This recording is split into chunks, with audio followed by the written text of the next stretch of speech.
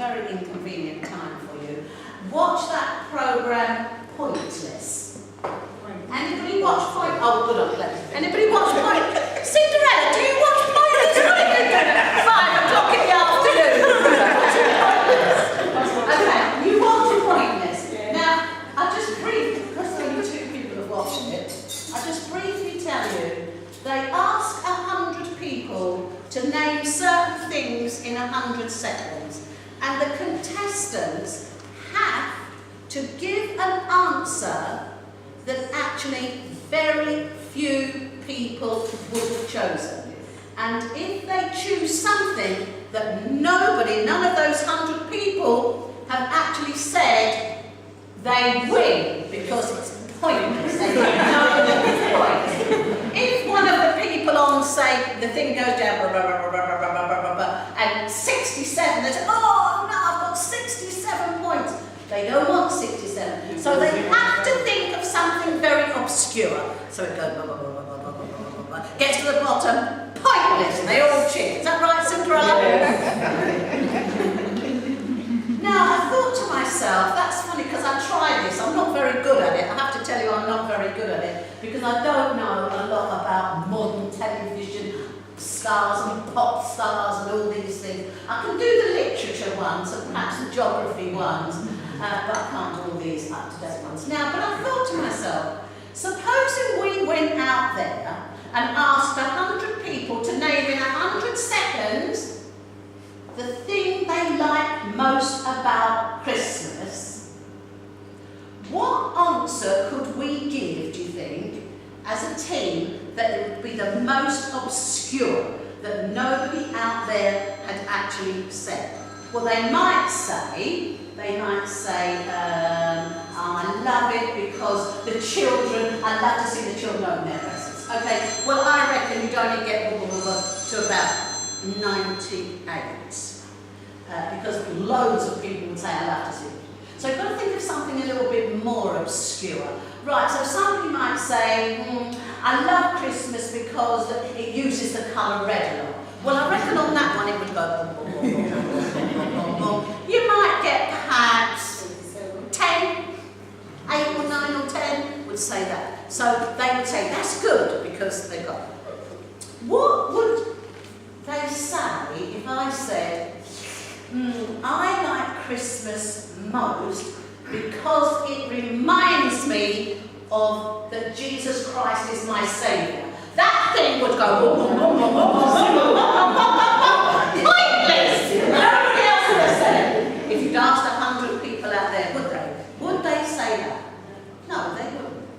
Now the question is, why would they not say it? Why would they not say it?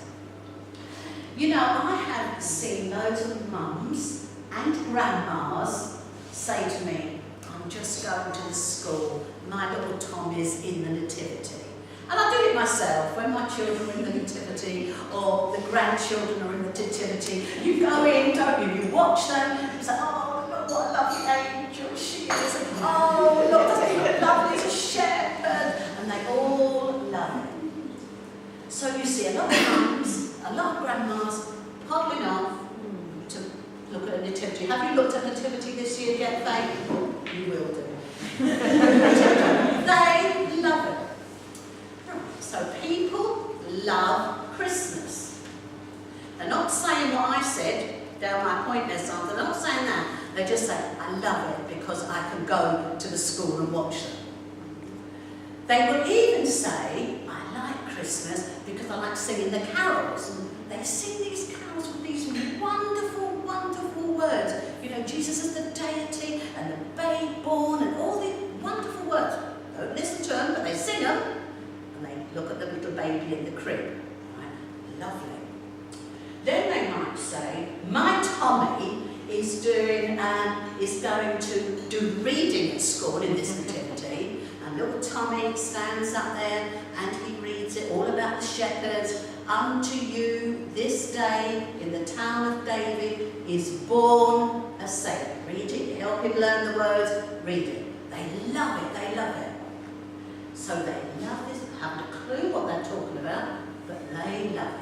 They watch it. And very willingly will people go and watch a nativity. it, won't they? Very willingly they'll go and watch it.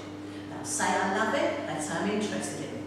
But that little baby in the stable, that little baby that everybody will acknowledge, that everybody will talk about, that everybody will go and watch, as that baby grows up into a man, still the same baby, still got the same name Jesus that they gave him in that manger, that little baby becomes a man. People begin to get a bit wary. They don't want to talk about Jesus too much. They'll talk about him down there in the stable, but they won't talk about him at this end of his life. Now that baby is the same baby. That baby, born a prince there, is still the same prince at the end. That baby, what did the wise men bring that baby? Gold, frankincense, myrrh. When they're acting it, when they're being in the city, we wrap little parcels up, we give them a vase, we give them this, they all carry one in. Myrrh, a sign of death. But when we get to this end, and Jesus is actually crucified, still needing the myrrh, because it's for death, people don't want to talk about it too much. Now, I love this baby down here in the cradle. I love him. And I still love him when we get to this end. Now, my friends say to me, I have to just tell you this, I've got a lot of friends. Well, I don't know, I call them my friends, I've got a lot of friends. But I have actually got a lot of friends who are not Christians. Friends who think I'm a bit soft in the head. They say, Ruth, you're crackers believing all that. Why do you believe it? But they say, you're naive. Now they know I am not naive. They know that I was brought up fairly tough.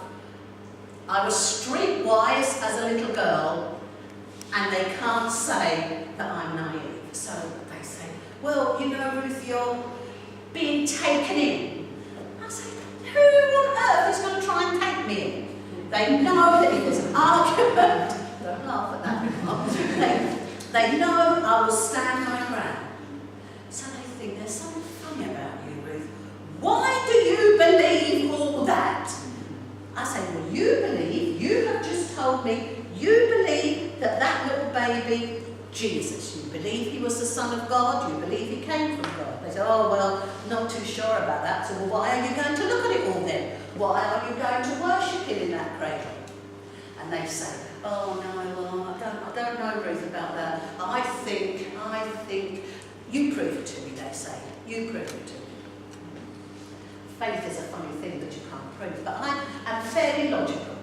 I think to myself, if I hadn't have been who I am now, do you know what I would have done as a career? I would have been an historian or an archaeologist. So I love history. And so I do a lot. I read history. I read Russian history. Now, Tanya, I know a lot about Russian history. I read Russian history. And there was in the 1st century a historian called Josephus. And Josephus actually wasn't a believer in Jesus Christ, but he wrote a lot about Jesus Christ. So I think logically about that, and I say to my friends, look, there was a man called Josephus, and he was a historian, and he wrote about Jesus. And he said Jesus, so we've established that Jesus was a person. Josephus said what, so he acknowledged him, this through history. Right. So if Jesus was a person, you've got to think then, now what was the teaching of Jesus? What did he say? What was written about him? So if you believe Jesus was a historical person, you then got to look and see if he was what he said was right. And you think, he said these things, and if I actually believe it, I've got to say what Jesus has said is either true or it's a lie. So you must establish for yourselves what you think about that. And one thing I would say to anyone who is only looking at the Christian faith, I would say, I'll turn it the other way around and say, if you are going to say no to Jesus, I don't believe in Jesus, you have got to be sure what you're saying no to. Right? Because you can't just say, people do say to me, Ruth, I don't believe all that stuff. I don't believe it. And I say, now, tell me exactly what it is you don't believe. Just tell me exactly what it is. And they have a bit of difficulty with that. They say, well, you know, I don't believe all this business about being a shepherd. One of my friends always comes up with this. You know, a shepherd. I said, okay, leave the shepherd bit out of it. Tell me what it is that Jesus said you don't believe. And they have great difficulty in that. So if you're going to say no, I just say, make sure you know what you're saying no to. So if you're not going to say no, you're going to go the other side and think, yes, there must be something in this. And we've actually nearly established what's in it. What we've established is that Jesus, baby Jesus in the cradle, is baby Jesus grown into a man on the cross. That baby Jesus down there was sent for a purpose, and we get up here, and that baby Jesus' purpose was as a man, the cross. That baby Jesus down there was the Son of God. We hear it all the time, the Son of God. And that baby Jesus grown into a man up here is still the Son of God. Now that's fairly logical, isn't it, really? And so I would just say that and it's not easy because my friends are clever, they know a lot, they've taught more than I do, they've got the gift of the gab, you know, they know it. And I say, now tell me where you don't believe. You believe down there, and we've just proved that's the same person up here on the cross.